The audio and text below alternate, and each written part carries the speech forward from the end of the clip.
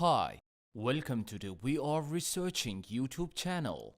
In this video, I am going to show you how to make Instagram accounts private on app step by step.